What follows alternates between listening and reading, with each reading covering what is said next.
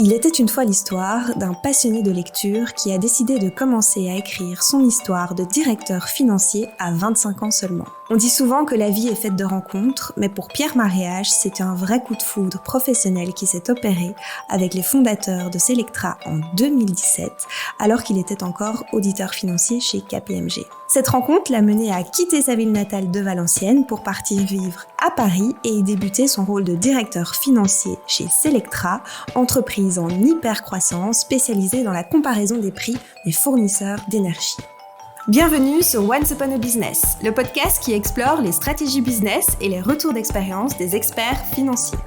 Je m'appelle Florence et j'anime cet épisode pour Once Upon a Business, un podcast créé par Emasphere, plateforme SaaS de reporting pour les financiers. Avec ce podcast, nous vous proposons un condensé des parcours de femmes et d'hommes qui osent. Apprentissage, conseils et ma morale de leur histoire. Si vous restez jusqu'à la fin, vous saurez tout.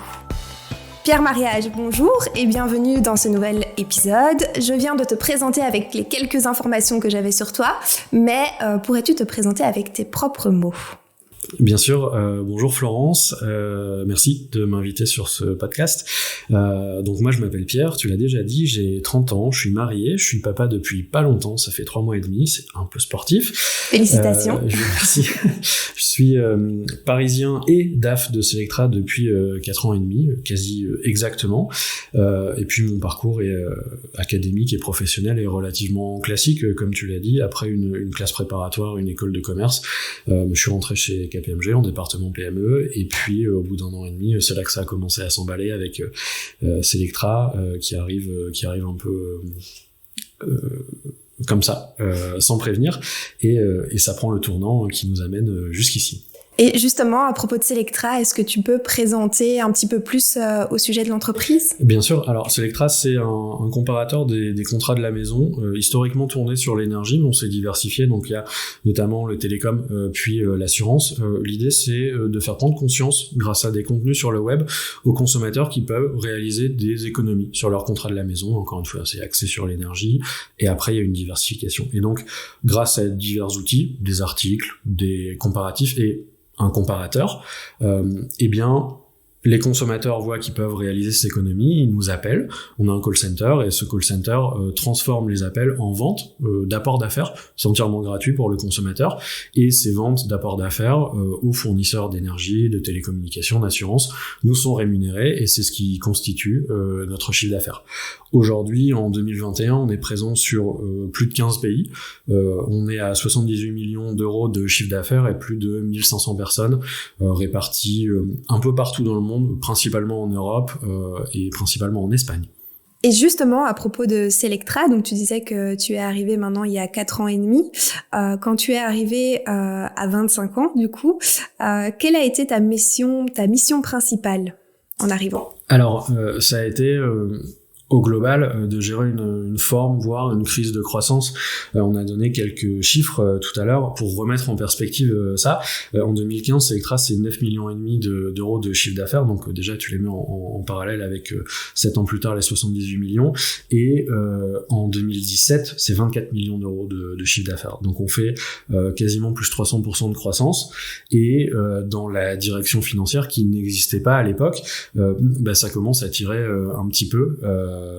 Il y a une tension qui se crée un peu partout. Au niveau des clôtures comptables, c'est moins facile qu'avant, vu qu'il y a beaucoup plus d'enjeux.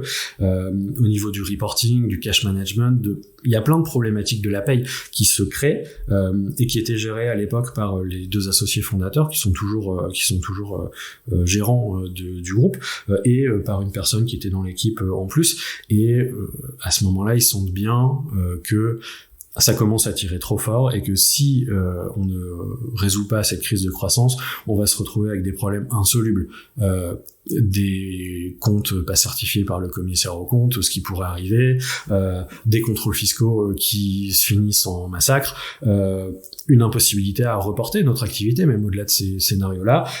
Si un jour on perd de l'argent et qu'on sait pas d'où ça vient, c'est quand même vachement embêtant.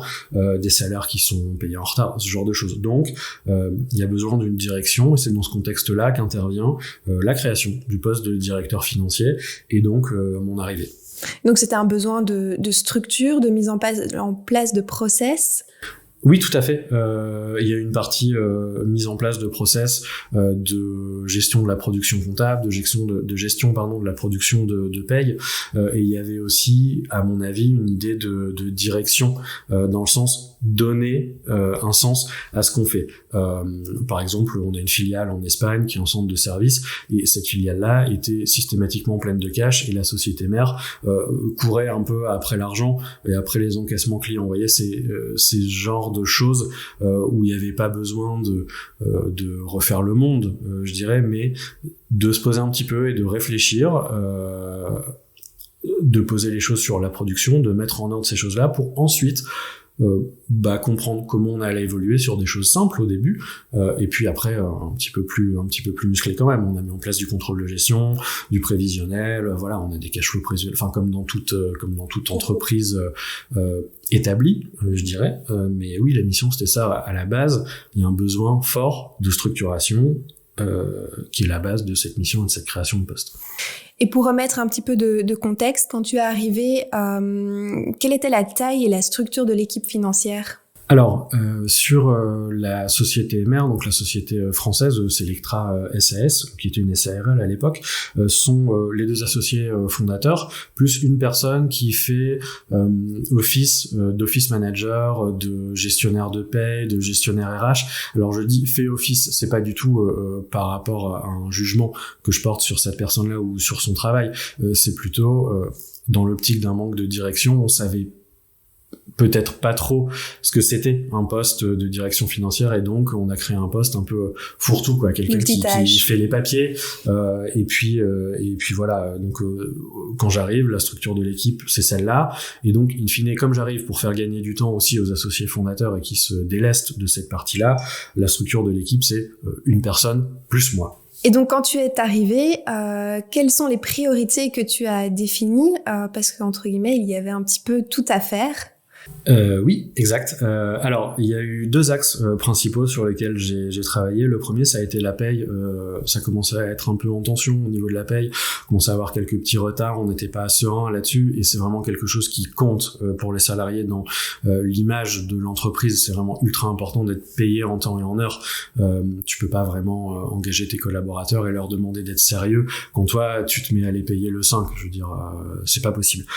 Donc, on a mis en place des process relativement simple, de rétro-planning, de paye, commencer la production plus tôt, aller identifier les différents interlocuteurs pour faire en sorte que le dernier jour du mois, délai de virement bancaire inclus, les payes soient sur les comptes des salariés. Ça a été très vite parce qu'il n'y avait pas grand chose à faire, c'est une histoire d'organisation, et ça a été un peu un quick win, quoi. En un mois c'était fait, et ça a scié pas mal la confiance.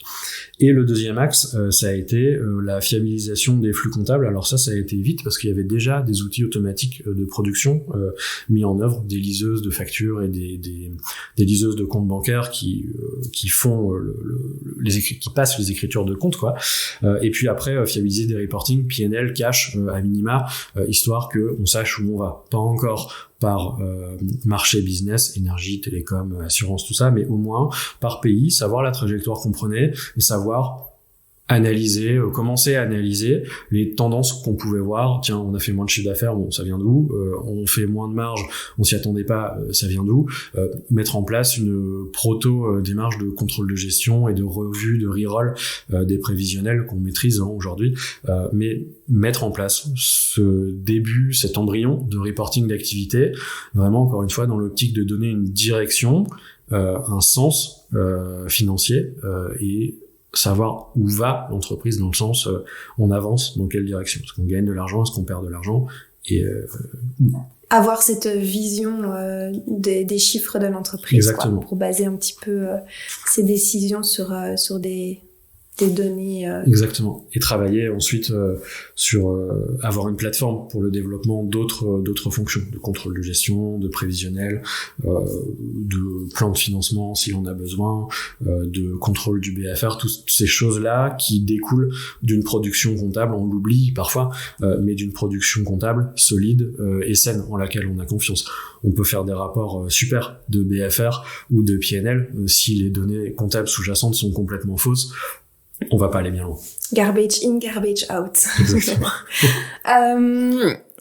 Par rapport à tes deux priorités que tu expliquais, j'imagine que tu as eu besoin de profils spécifiques parce que quand tu es arrivé, même au niveau de l'équipe, il y avait vraiment aussi l'équipe à former. Quels ont été les profils que tu as recherchés en priorité pour atteindre tes objectifs? Alors, pendant, je dirais, un an, j'ai travaillé avec la personne qui était là, et puis bon, après, elle est partie.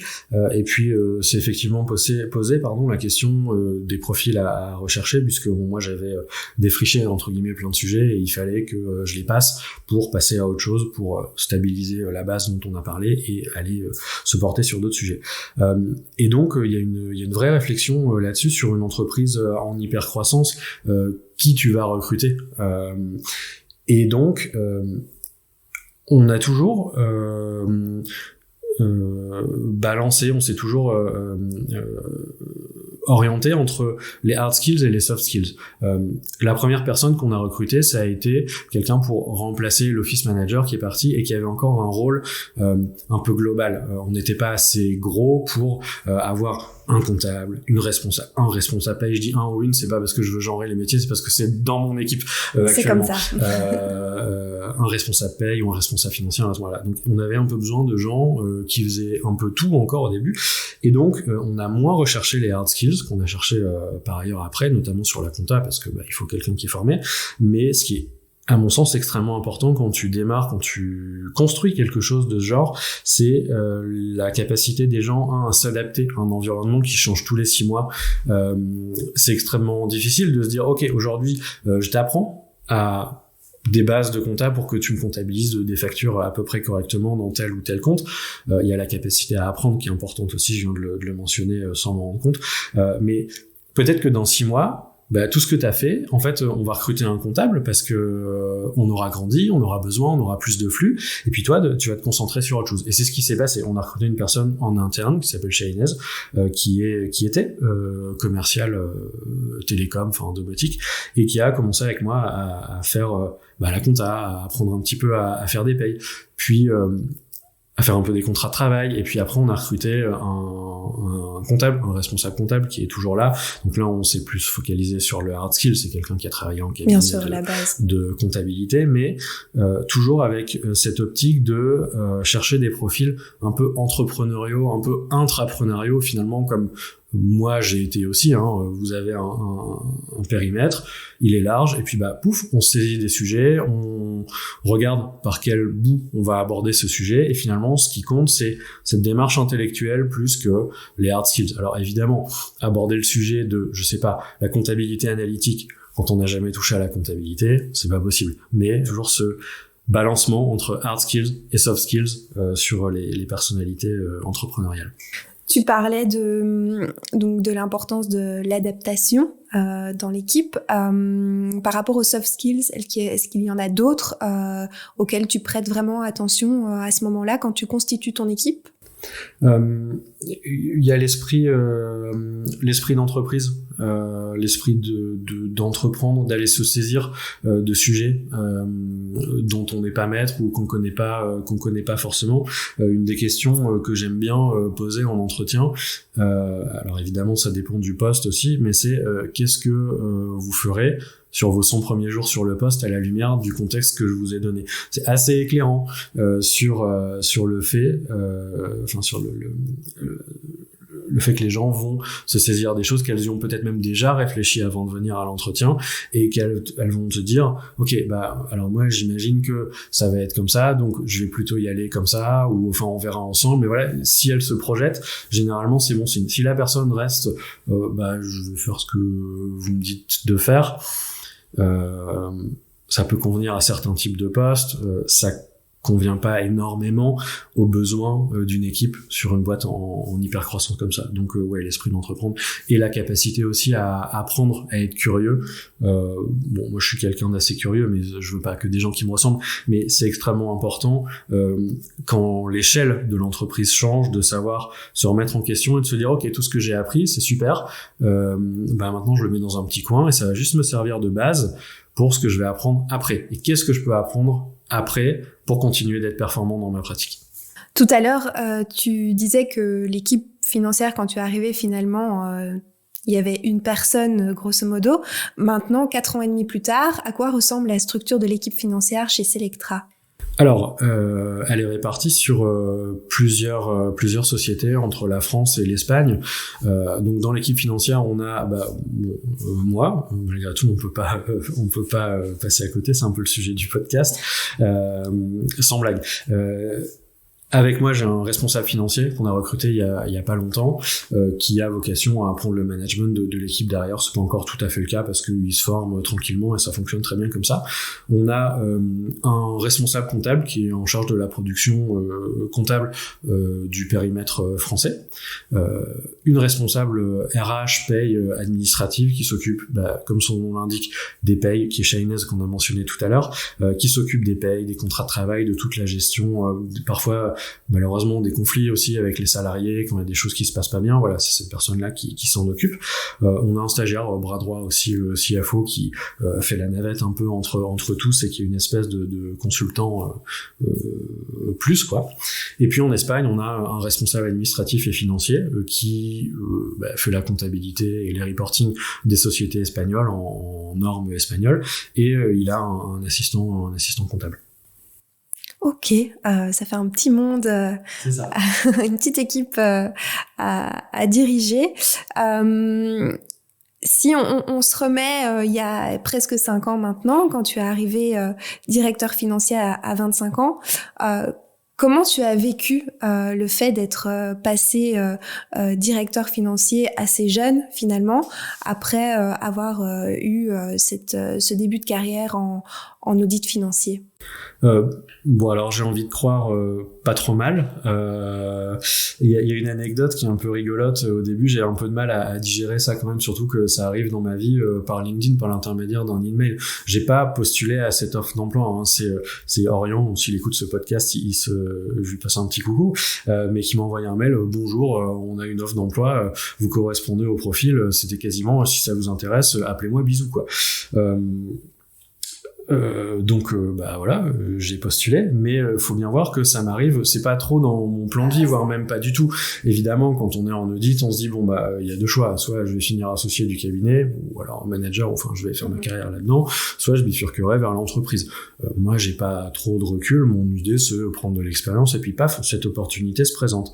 Donc j'ai eu un peu de mal à le digérer au début. Il y a une anecdote qui est assez rigolote, qui est au début, quand les gens me demandaient ce que je faisais, ça faisait péter un câble à ma femme, je disais je fais de la compta. Et elle me disait mais non, tu fais pas de la compta, enfin dis que t'es directeur financier. Et tu vois, j'avais un peu de mal à le verbaliser.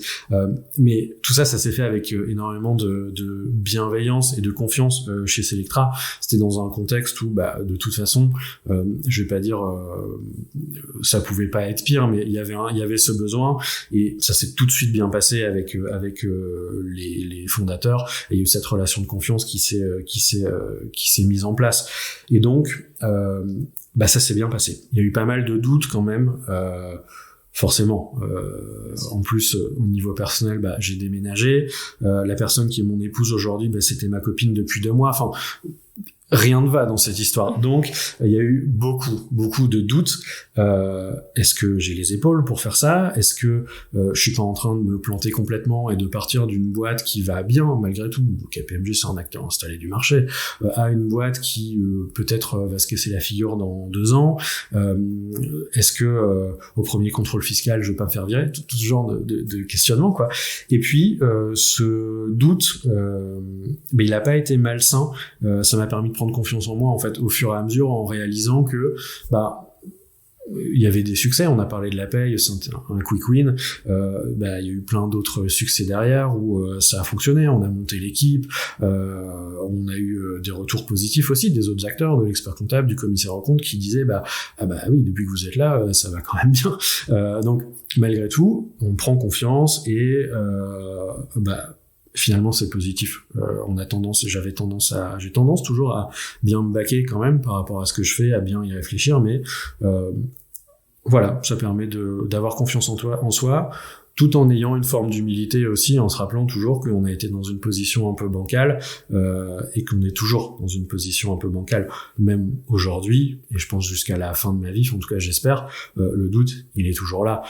Est-ce que je me repose pas sur mes acquis? Est-ce que j'ai la bonne trajectoire de carrière? Est-ce que je suis légitime par rapport à mon équipe? Il y a plein de questionnements comme ça, mais j'ai envie de penser que c'est sain et que si on utilise bien ce doute, qu'on n'est pas paralysé par lui, bah ça pousse à une saine remise en question et ça permet d'avancer. Un doute qui a finalement été une force en fait que tu as pris comme un aspect positif pour avancer dans ta carrière. Ouais, tout à fait. Et le fait d'avoir un parcours un peu atypique, devenir DAF à 25 ans aujourd'hui, moi je le vois un peu je vois plus comme une force. À l'époque, je me disais est-ce que je me suis pas trompé et tout ça, mais maintenant je vois plus comme une force effectivement. Pierre, merci. Nous arrivons déjà aux questions rituelles de fin. Donc, je vais te poser la première, à savoir, quel a été ton mentor pendant ton parcours professionnel ? Alors, au risque qu'on dise que j'élude complètement cette question, moi j'ai jamais trop aimé les histoires de mentors. J'ai toujours eu l'impression que c'était des cases dans lesquelles on voulait se mettre, pas forcément nous faire rentrer, et que du coup ça revenait à se mettre dans les chaussures de quelqu'un d'autre et être une autre personne. Ce qui m'a jamais vraiment intéressé plus que ça, et du coup j'en ai jamais eu de mentor. Il y a peut-être des gens que j'essaye de pas devenir, du genre la personne qui râle, cinquantenaire, divorcée, en costume cravate, et qui est ultra riche et qui voit plus sa famille. Bon voilà, j'ai pas trop envie de devenir cette personne là. Encore une fois, c'est pas pour juger, mais moi c'était pas mon objectif de vie, donc j'ai un peu essayé de faire en sorte d'avoir cet équilibre pour pas arriver à ce point-là. Mais sinon, de mentor, il y en a jamais vraiment eu, et j'ai toujours essayé entre guillemets de faire mon petit bonhomme de chemin de mon côté. De garder ta propre ligne de conduite. Exactement.